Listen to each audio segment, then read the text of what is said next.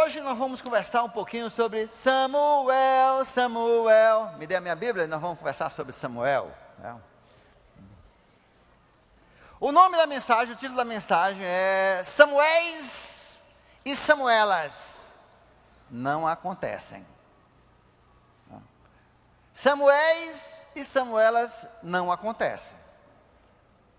São resultado de objetivos, de criações, de trabalho intencional. Bons filhos, tem uma outra mensagem que eu dou, que bons filhos não acontecem por acaso. Bons filhos exigem um investimento enorme de tempo dos seus pais. Samuéis e Samuelas, e a Bíblia nos dá vários exemplos destes, não acontecem por acaso. São resultado de decisões, de esforço intencional. A Bíblia diz que uma criança deixada a si é a vergonha de sua mãe. Mas uma criança criada com objetivos vai ser um sucesso. E Deus colocou a história de Samuel, que foi o maior de todos os profetas, e colocou sua história aqui com bastante detalhes no livro de 1 Samuel, porque a Bíblia diz que Deus quer que isso sirva de exemplo para nós, da idade moderna, na hora de criarmos os nossos filhos. A primeira coisa que nós vemos aqui no nascimento de Samuel, é que Samuel não nasceu no melhor de circunstâncias. Por isso que isso é muito válido para hoje, porque é rara a família que eu conheço que é uma família, digamos assim, entre aspas, ideal. Quase toda a família vem meio atrapalhado, né? Vem meio atrapalhado. Vem, ou o homem já tem outros filhos, ou já teve outro casamento, ou já teve outros casamentos, ou a mulher já teve outros casamentos, aí vem aquela mistura de filhos e filhas, aí vem aquelas brigas, aí tem a ex-mulher brigando, né, dando pitaco na criação do filho, tem a ex-sogra dando pitaco na vida do filho, tem a avó, né, entendeu? Por parte da mãe, e é uma confusão terrível. É que Samuel nasceu numa família que era menos do que ideal. Era lícito em Israel casar com mais de uma mulher, mas não era o recomendado. Hoje tem países onde é lícito, e no Brasil, lícito ou não lícito, é assim mesmo, né? Aqui não precisa de licença para nada, né? E homens têm mais de uma mulher, mas não é o ideal, e cria problemas, como nós vemos. Nós temos um homem, Elcana, com duas esposas, Ana e Peninha, e sempre quando tem duas esposas, uma vai ser a Peninha. Vai ser uma peninha, vai ser a sofrida, vai ser, o negócio não pega. Aí, uma era a bem amada, uma era mais amada, mas a outra era abençoada. Uma tinha filhos, aquela que não era amada, aquela que era mais amada não tinha filhos. Aí começa a guerra, começa a concorrência. E a que tinha mais filhos zombava da cara da outra que não tinha filhos. E era uma luta constante. Homens, quando é que o homem vai ficar bom da cabeça, né? Às vezes, quando, né, as crianças estavam fazendo assim, e pensar, eu fiquei pensando assim, os homens, muitas vezes, quando estão pensando, estão fazendo assim, entendeu? Não penso bem. Outro dia eu estava conversando com um que está numa atrapalhada tão grande, eu não sei nem... Você já viu aquele bolo de linha de cerol? Né? Aquele bolo que só na hora da embolada é que você consegue, é tanto, que geralmente a gente termina fazendo o quê? Puxa, no final quebra, aí amarra o nó, puxa, quebra. Eu vi a vida de um homem que está desse jeito, tá um bolo de linha de cerol, e eu andei tentando ajudar ele a desembaralhar algumas coisas da vida dele. E quando me dou conta, não somente ele está com esse bolo enorme de cerol com a primeira família, mas já arranjou outra família que já vem cheio de complicações também. Eu digo, esse homem é doido. Esse homem é doido. Pelo menos se você vai fazer essa loucura, resolva um problema para depois pegar o outro problema. Você não pode ficar resolvendo dois problemas. Entendeu? E Elcana fez assim. Ele levou as duas, né, casou com as duas e ficou essa briga. Isso não é o ideal. Não concorda comigo, mulheres, que isso não é o ideal? Concorda comigo? Concorda? Ou vocês gostam disso? Vocês gostam disso? Tem que falar alto quando eu faço isso, é para ter assim uma pressão aí nos homens. Né?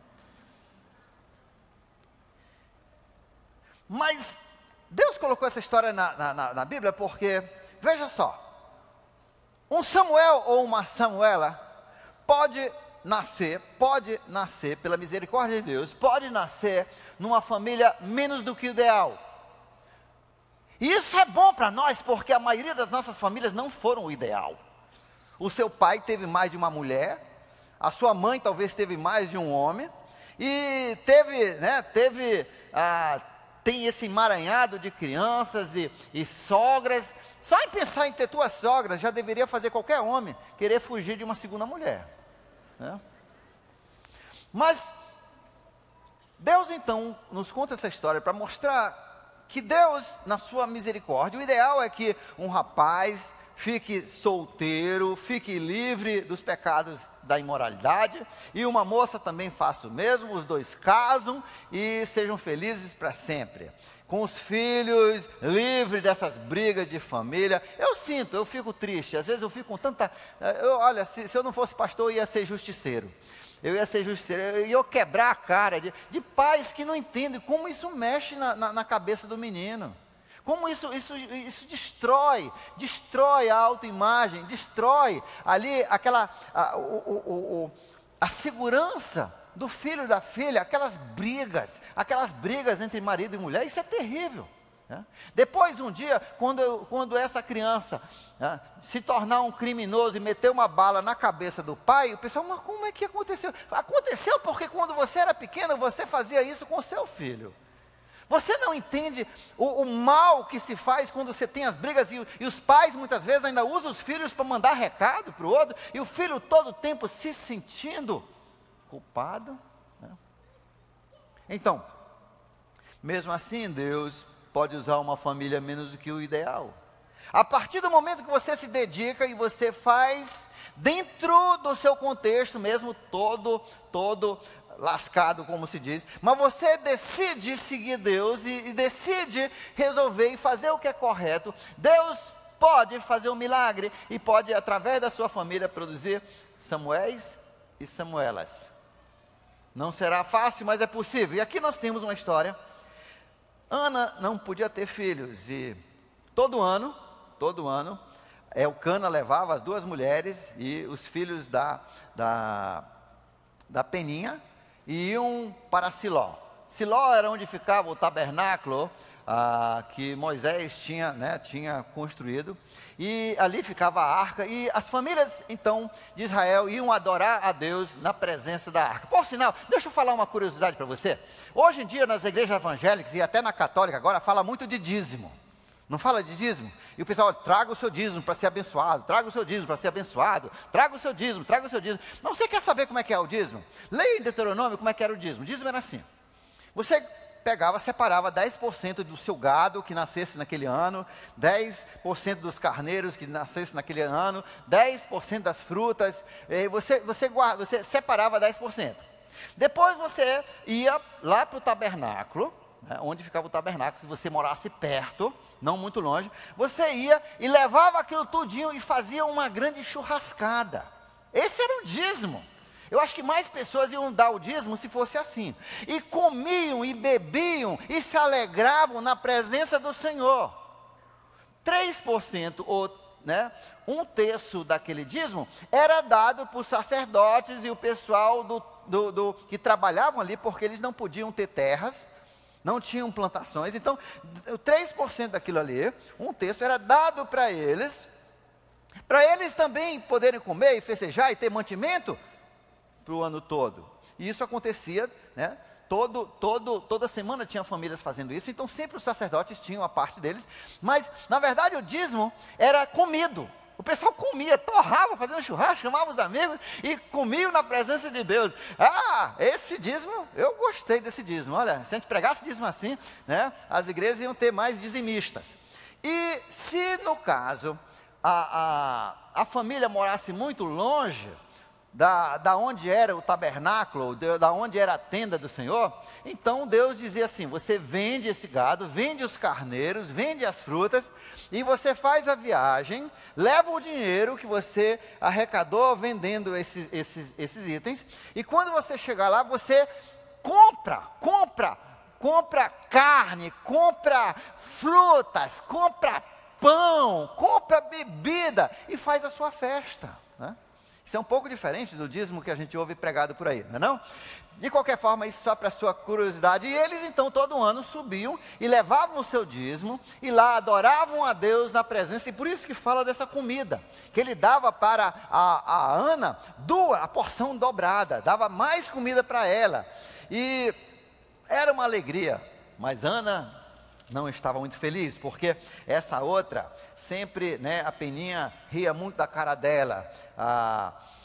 E um dia, em uma desses momentos de muita depressão, ela foi até o tabernáculo, onde estava Eli. Eli foi um sacerdote que veio muitos anos, e não foi um bom pai, e criou 2 bandidos, né, Ofni e Finéias.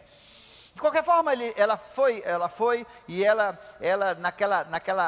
naquela angústia de alma, ela foi orar. E ali perto, no canto, né, onde ficava o tabernáculo, no pátio do tabernáculo, ela estava orando, estava só soluçando e orando. E o Eli, que não era muito bom de visão, ele olhou assim aquela mulher, aí imaginou logo, né, que ela fosse igual aos filhos dela. Os filhos dele eram tudo bandido, então ela devia também ser bandida, né?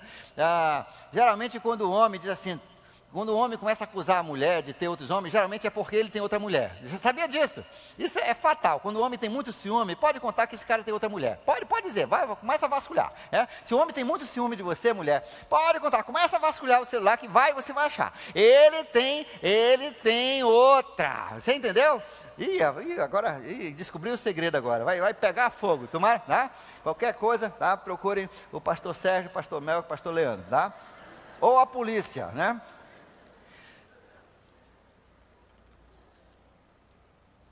E então ela estava orando ali, e Eli chegou lá e imaginou logo: tá bêbada, sem vergonha, vem beber, vem cair aqui dentro, né?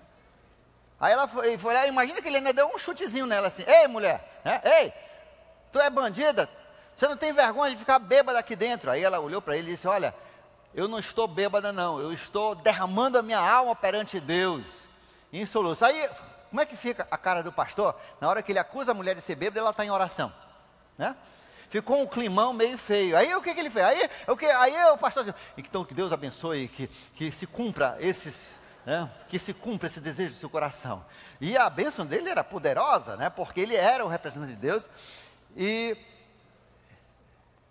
ela foi para casa e ficou grávida do seu primeiro filho, Samuel. E esse nome significa Deus me ouviu. Deus me ouviu. E ela prometeu durante aquela oração que se Deus desse esse filho, ela dedicaria esse filho por toda a vida dele para o Senhor Deus. No verso 27 do capítulo 1, a Bíblia diz que então era este menino que eu pedia, ela falando para Eli, quando foi devolver esse filho, era este o menino que eu pedia, e o Senhor concedeu-me o pedido. Ou seja, primeiro, o seu filho é um presente do Senhor para você. Deus te deu esse filho, Ele escolheu e deu para você esse filho, deu para você esse filho, deu para você essa filha, tá?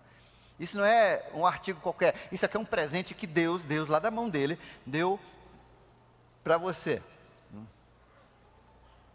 haja com cuidado, é um presente de Deus. Você já deu um presente para alguém e depois você passa na casa deles e eles não estão tendo cuidado nenhum com aquele presente? Você já fez isso aí? Ou você dá uma bicicleta para o seu filho, aí você vê o seu filho larga a bicicleta em qualquer lugar, deixa na rua, quebra a bicicleta, arranha.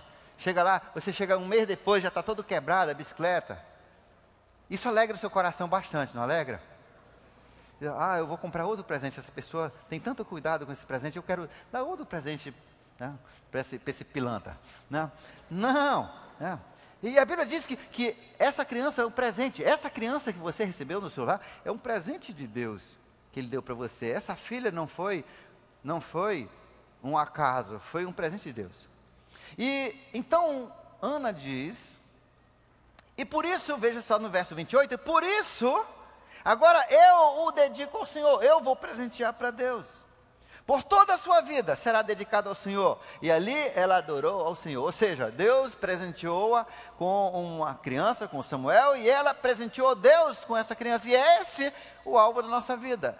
É pegar esse presente que Deus nos coloca pequenininho, ainda para ser formado. Fazermos desse montinho de barro, né, que nasce todo troncho, todo torto, né? Você já viu criança? Olha, a única pessoa que acha a criança bonita quando nasce, né, é a mulher porque está cansada de carregar dentro e quer ver, né, o que ela fez, e o pai, são os últimos dois, né? Os outros mentem, né? Não tem criança bonita, toda criança nasce assim, meio azul, meio vermelho, meio amarelo, né? Não é isso? Às vezes a cabeça meio torta, é assim. Parece mais assim um camaleão do que gente, né? Só falta o rabo para ser camaleão, né? Deixasse o umbigo, né? Deixasse ali a corda, o pessoal, camaleão, olha só, nasceu um camaleão, né? Parece com o pai.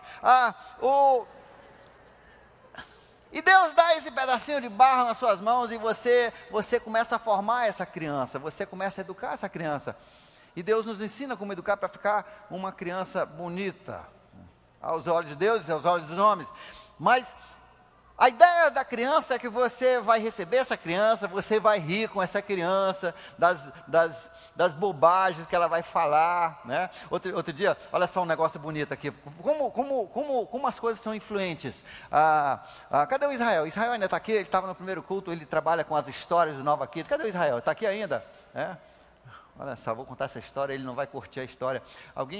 Uma criança falou para a mãe, disse, mãe, olha só a criança, desse tamanho assim. Mãe, eu tô assim numa dúvida. Aí a mãe, qual é a sua dúvida? Estou numa dúvida se quando eu crescer, eu vou trabalhar contando a história do Kids, ou vou trabalhar na Bíblia Intelecto, ou talvez na revisão. E disse, porque na verdade eu queria ser igual o Israel, né? Eu queria ser igual o professor Israel. Olha só. Então, Deus nos dá essa criança, e nós então formamos, nós moldamos, Deus nos dá o como, nos dá as instruções, para um dia nós devolvermos essa criança para o Senhor, né? Enquanto isso, a gente curte aquelas bobagens, né? De vez em quando, como eu falei outro dia, tem mãe que não quer largar mais o filho. Isso é um problema. Né? Isso é um problema. Você achava que... Porque tem mãe assim, que sofreu tanto nos 9 meses, né? Que vou largar coisa nenhuma, eu morro e esse menino vai comigo, por do que eu sofri com esse cara. Mas não é assim não, você nasceu para um dia entregar isso de volta para Deus e entregar de volta para a sociedade, entregar para fazer, encerra, e mãe, quando for assim 18 anos, acabou, over, fini, tá? Corte esse cordão, senão esse cordão vai cortar você. Você precisa saber que a criança, você é só... Porque quando a mãe olha para a cara daquele cara todo barbudo, né, já faltando um dente, meio bigode, o cabelo caindo, ela ainda vê aquela carinha, ela olha para aquele careca que já está aparecendo e vê aquele menino que nasceu, né, feio do mesmo jeito, né? Então, Deus chama você para entregar isso de volta, é um presente que você dá a Deus, melhorado, Você pega ele todo guinzo e você entrega a ele um homem, uma mulher formada, serva do Senhor. E aqui ela diz então: e agora, pois, eu dedico ao Senhor, por toda a vida será dedicada ao Senhor. Alguns anos atrás, nós tivemos uma irmã aqui, uma família aqui, que um dos filhos, a filha, na verdade, começou a desandar e começou a brincar com coisa de espíritos e demônios, e a mãe foi lá para a casa dela em voz alta, diante da família toda, se ajoelhou e disse: Deus, eu te pedi uma criança para dedicar para ti, e se não for ser para ti, que mate essa mulher, que mate essa menina. Meu irmão, o temor do Senhor caiu sobre aquela família, e Deus resgatou aquela família, resgatou aquela menina. Por quê? Porque ela entendia que o propósito do pai e da mãe é devolver esse presente para Deus poder usar esse homem, essa mulher, para ser um Samuel, uma Samuela, um sacerdote, um profeta, um instrumento de Deus no mundo. Por isso agora, dedica ao Senhor, por toda a sua vida será dedicado ao Senhor. Algumas semanas atrás nós dedicamos bebês, é isso que o pessoal estava fazendo. Eu espero que o pessoal fez isso com consciência. Não era para aparecer aqui, tirar foto, não. Agora já está marcado, já está carimbado lá no céu, dedicado ao Senhor. E minha oração é que, se não for para ser assim, é como aquela música: se não for para te adorar, eu não sei para que eu nasci. E se não for para adorar, eu não sei por que você tem esse filho. Esse é o nosso objetivo. Aí, em seguida, então, Ana entrega o seu filho, agora pequenininho. E ainda é interessante que ele diz assim: ao desmamá-lo, verso 24, capítulo 1, levou o menino como fosse. Ou seja, ele era bem jovenzinho, era bem criança, talvez 5 anos, 4 a 5 anos. E levou o menino para o Senhor em Siló, né? E lá entregou para o Eli, entregou e é isso que nós temos que entender, né? Hoje eu estava conversando com a mãe, e chega um momento, mamãe, papai, você tem que entender que esse filho não é seu, é de Deus, você tem que entregar para Deus, né? Porque senão você vai se estressar, e Deus não vai poder usar como quer. Entregue esse menino, entregue essa menina para o Senhor. No capítulo 2, então, Ana faz uma oração linda, um salmo aqui. E no final, é interessante porque a Bíblia diz: então Elcana, que é o marido dela, voltou para casa em Ramá, onde ele morava, mas o menino começou a servir a Deus na direção do sacerdote Eli. Ou seja, esse menino com 5 a 6 anos começou a servir a Deus. A hora do seu filho e da sua filha começarem a servir a Deus não é quando ele virar jovem, quando ele se casar. A hora de você começar o ministério, de uma criança começar o ministério, é quando ele é pequenininho, tá? Isso aí é um conceito muito alheio a muitas igrejas. A hora da criança começar a servir a Deus é quando é pequenininho. Uma estatística de uns 20 anos atrás mostrava que 90% dos grandes líderes das boas igrejas do mundo e das grandes fundações cristãs do mundo, 90% dos líderes eram meninos e meninas que tinham aceito Cristo antes dos 12 anos. Antes dos 12 anos. Eu vi uma estatística recente que ainda diz que a grande maioria dos líderes ainda aceitam Cristo antes dos 21. Né? Então veja só. Mesmo com 5 ou 6 anos, ele já servia ao Senhor. É por isso que eu acho tão bonito e é tão importante os pais que têm essa cabeça, que vem aqui para o sábado fazer limpeza e traz o seu filho e mostra como é que faz a limpeza e passa, nós estamos servindo a Deus dessa forma. É uma das formas que eu posso servir a Deus, né? Quando eu era criança, numa época mais ou menos com 7 anos, Deus despertou em mim a necessidade de falar para os meus amigos de Cristo. Eu me lembro que isso era durante um período de férias e Deus queimou, eu acho que por uma mensagem do pastor, aquilo: poxa, os meus amigos, se morrerem, podem ir para o inferno. E eu me lembro que eu não via a hora de começar a aula de novo, dia 1º de março, porque eu tinha um amigo, o nome dele era Jamel, e ele não era cristão, e se ele morresse, ele não ia para o céu. E eu orava: Deus, Jesus, não deixa Jesus voltar ainda não, deixa começar pelo menos o primeiro dia de aula, né? Não deixa o Jamel morrer, porque ele tem que ouvir de Jesus. Ele pegava a carona com a gente, e no primeiro dia, primeiro dia de aula, ele chegou, eu estudava à tarde, ele também, e ele era da minha turma. Quando ele chegou, ele foi chegando em casa, eu até almocei cedo para pegar ele logo eu tinha que evangelizar antes de começar a aula, né? Aí ele foi chegando, eu já mandei ele sentar numa pedra que tinha lá, debaixo de um abacateiro. Senta aí, cara, que eu tenho que falar umas coisas. Aí eu falei para ele que ele ia para o inferno se ele não aceitasse Jesus como Salvador dele. Expliquei para ele como é que ele tinha que aceitar Jesus, né? Jamel morreu com, não me lembro se foi 13 ou 14 anos. Você está entendendo?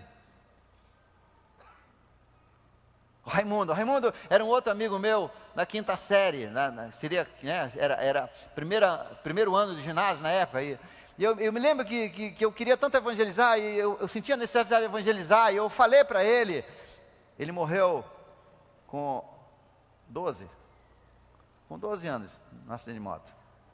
Um outro, Armando também eu evangelizei, ele precisava de Jesus, eu falei com ele, porque eu tinha que, ele morreu com 15 anos. Gente, a criança já começa a servir a Deus pequenininho. Às vezes nós tratamos nossas crianças como se não fossem gente. Essas crianças já são ministros do Senhor. Criança não foi feita só para ser bibelô, criança já trabalha. Como nós estamos nessa cultura que criança não trabalha, né? Hoje, antigamente trabalhava, né?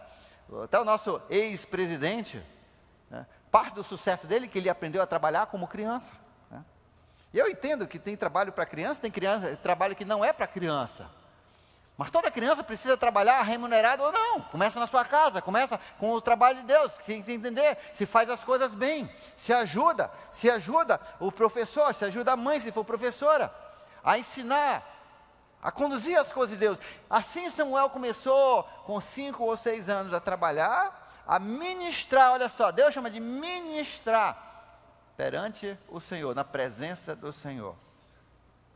Interessante no capítulo 2, onde ele fala desses dois pilantras, Ofni e Finéias. Eram dois homens imorais, eram dois homens gananciosos, eram dois homens sem reverência a Deus. E Deus, inclusive, os matou por isso.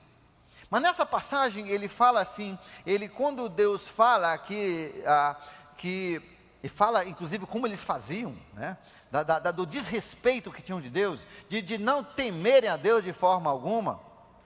O pecado, verso 17 do capítulo 2 de 1 Samuel 2, 17, diz assim: o pecado desses jovens era muito grande à vista do Senhor, pois eles estavam tratando com desprezo as coisas do Senhor, né?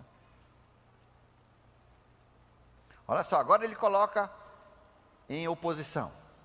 Ele diz assim: o pecado desses dois jovens, esses dois filhos de Eli, era grande à vista do Senhor, pois eles tratavam com desprezo a oferta do Senhor. Porém, todavia, entretanto, contudo, Samuel, e é isso que nós queremos que nossos filhos sejam. Nós queremos que eles sejam a segunda parte dessa equação. Que eles sejam, porém, diga o nome do seu filho, da sua filha, diga o seu nome. Porém, Sofia, né? Maria, Tiago, Epaminondas. Porém, agora nós vamos para o outro lado. Dois aqui que Deus já tinha decidido que ele ia até matá-los de tão perverso que eram. Porém, Samuel, e sabe por que é porém Samuel? Porque Samuel começou cedo, com uma mãe temente a Deus. Esse é o segredo. Samuel começou corretamente, por mais que o seu contexto não era ideal. Ele tinha uma mãe temente a Deus, um pai temente a Deus, que tinha errado, mas estava tentando consertar as coisas. Era um filho amado, um filho bem ensinado. Samuel, porém, ainda menino, servia perante o Senhor, vestindo uma túnica de linho. E todos os anos a sua mãe fazia uma pequena túnica e levava para ele quando subia para Siló com o marido para oferecer o sacrifício anual. E de vez em quando, mesmo ele servindo ali, longe de casa, a mãe ia relembrar do porquê que ele existia, do porquê que ele estava ali, porquê que ele servia a Deus. E essa é a tarefa da mãe e do pai, é relembrar os filhos. A Bíblia diz que nós temos que falar com eles, né? Não é uma instrução de uma só vez, mas é sempre, lembrando por que nós existimos, lembrando do nosso grande Deus, e do que vai valer no final das contas. Bem, no final da história, né, nós sabemos que Ana teve mais 3 filhos e 2 filhas ainda, depois de Samuel. Mas olha só o que ele diz assim: enquanto isso, verso 21, o menino Samuel crescia na presença do Senhor. E é isso que importa, gente. O seu filho, a sua filha, para ser um Samuel, uma Samuela, tem que crescer na presença do Senhor. Tem que crescer na presença do Senhor. Para isso, algumas coisas têm que acontecer. Primeiro, o Senhor tem que estar presente na sua casa. O temor do Senhor tem que estar presente na sua casa. Deus tem que estar presente na sua casa. Para ele crescer na presença do Senhor, Deus tem que estar presente na sua casa. Não pode ser o futebol que domina a sua casa, não pode ser o materialismo que domina a sua casa, não pode ser a sua carreira que domina a sua casa. Quem tem que dominar a sua casa é a presença do Senhor. Aí sim, as nossas crianças vão se tornar Samuéis e Samuelas, porque cresceram na presença do Senhor. Segundo, hoje nós não temos mais um tabernáculo de couro, nem um templo de pedra. Nós temos agora a igreja. O templo de Deus hoje é a igreja, e é por isso que é importante, e nós somos instruídos no livro de Hebreus capítulo 10, verso 25, e não vos ausenteis, não vos ausenteis. Nós teríamos mais Top Kids, mas teve pais que se ausentaram, e criança não vem só. Tem crianças que esse ano não cresceram na presença do Senhor, porque os seus pais não tiveram a disciplina de trazer seus filhos. Por isso, mais uma vez, eu quero parabenizar você, papai e mamãe, que trouxe os seus filhos. Eu sei que para alguns, que isso nem é o seu costume, você traz porque você sabe, você quer que o seu filho cresça como você não cresceu.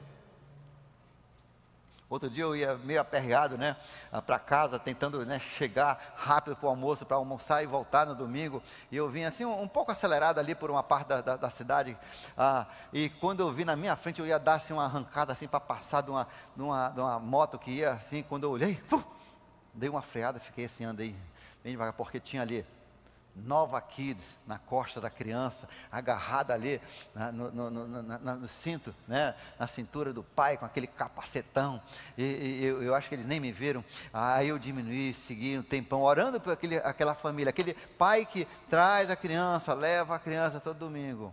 Bendito, né? Bendito seja o Senhor, e abençoado seja aquele pai, aquela mãe. Eu vejo pais que não fazem para si, mas fazem para os filhos. Parabéns você que faz isso, porque a sua criança assim tem uma chance de crescer na presença do Senhor. E não vos ausenteis da congregação, como é o costume de muitos. Não. Por quê? Porque a sua criança precisa crescer na presença do Senhor. Hoje você só viu assim, você só viu uma faísquinha. Você só viu assim, você olhou pelo buraco da chave do que está acontecendo na vida dessas crianças. Deus está preparando uma geração para os últimos tempos, e aqui você está vendo isso.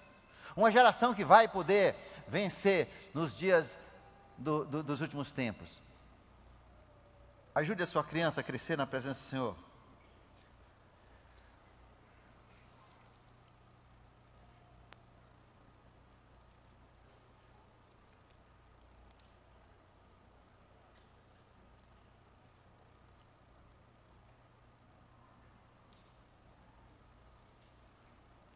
Só.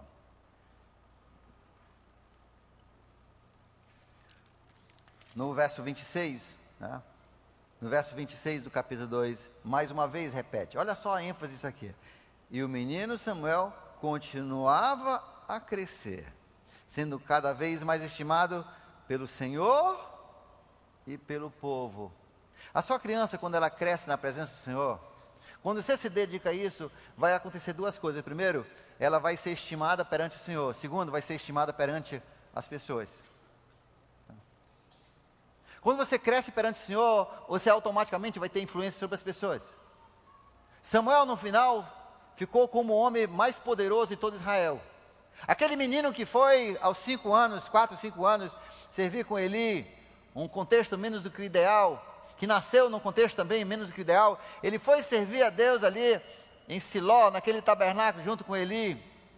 E ali, porque ele cresceu na presença do Senhor, e porque ele começou a ministrar, começou a trabalhar para Deus desde pequenininho, entendendo que esse era o alvo da vida dele.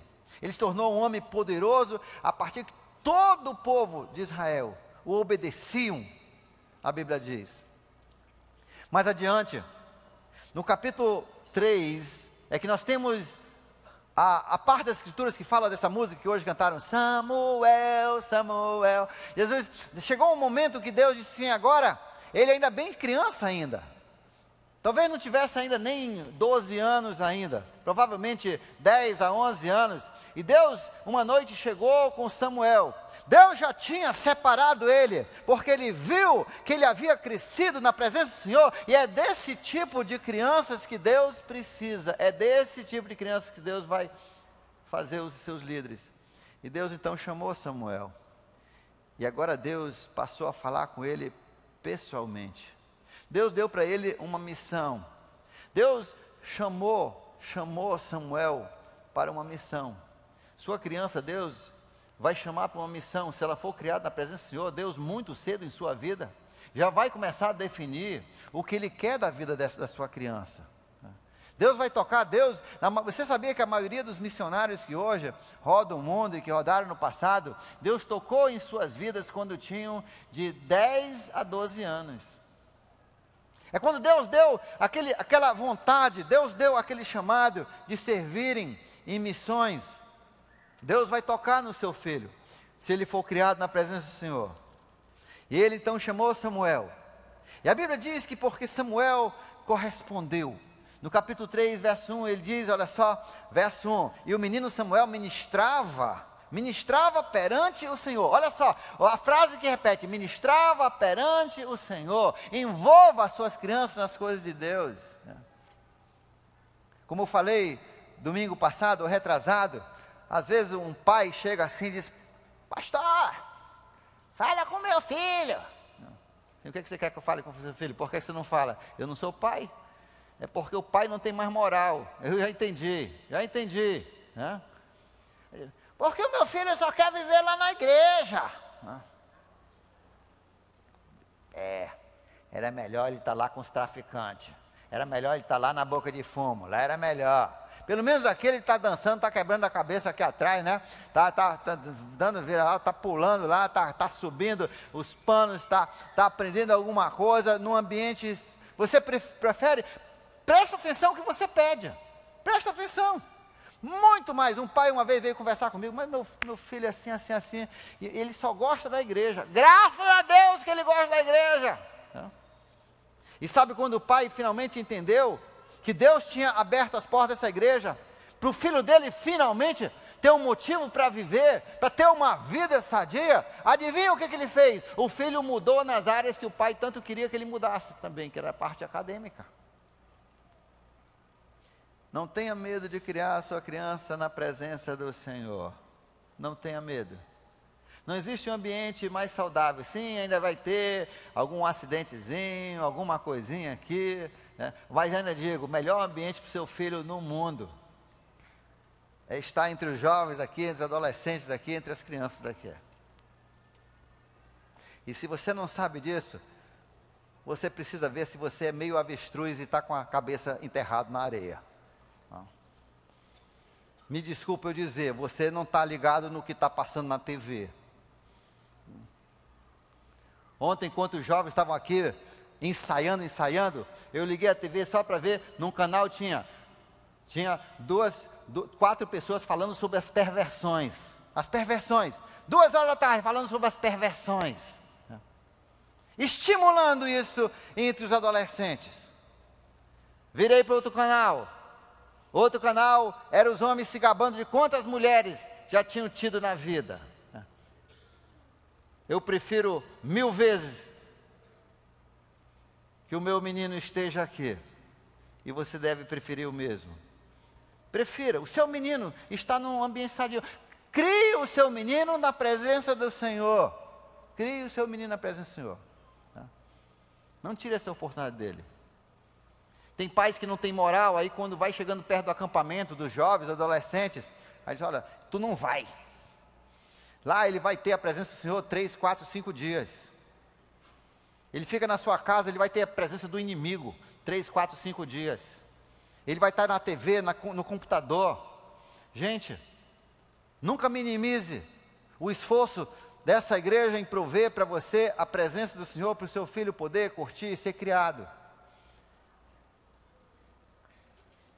Samuel ministrava perante o Senhor, sob a direção de Eli.